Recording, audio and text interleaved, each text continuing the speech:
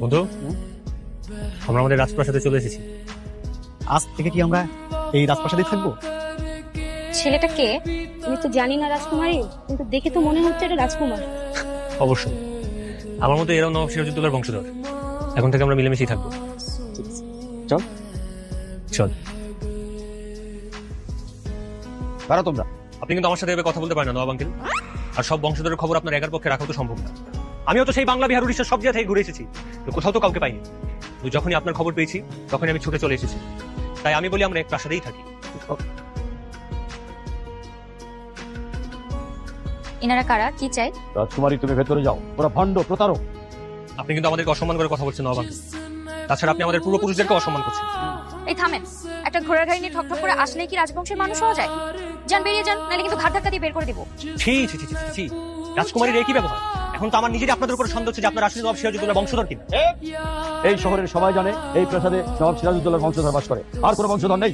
ভুল জানে, এতদিন সবাই যা জেনেছে ভুল জেনেছে। এই শহরের সবাইকে জানিয়ে দিতে হবে এখন একটা রাজকুমার জীবিত আছে, এবং সেই হবে পরবর্তী নবাব। আপনারা এতদিন কোথায় ছিলেন? আজ হুট করে এসে দাবি করছেন আপনারা নবাব সিরাজউদ্দৌলার বংশধর। আপনাদের মতো আত্মীয় আমাদের দরকার নেই, যান, বেরিয়ে যান। একটা নবাব বংশের রাজকুমারীর মন তো এত নিচু হওয়া ঠিক না। আপনাদের মন হতে হবে উদার, নমনীয়, কিন্তু আপনাদের ব্যবহার দেখে মনে হচ্ছে আপনারা মির্জাফরের বংশধর।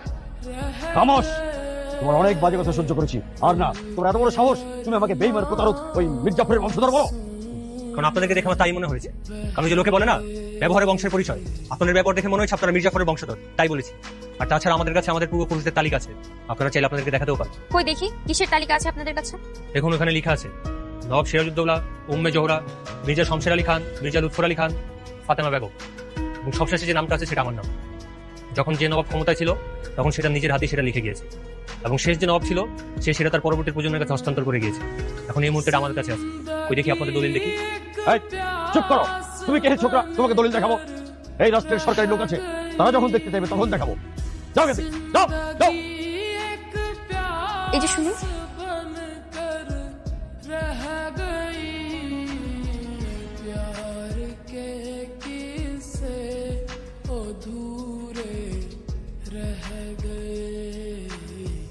प्यार के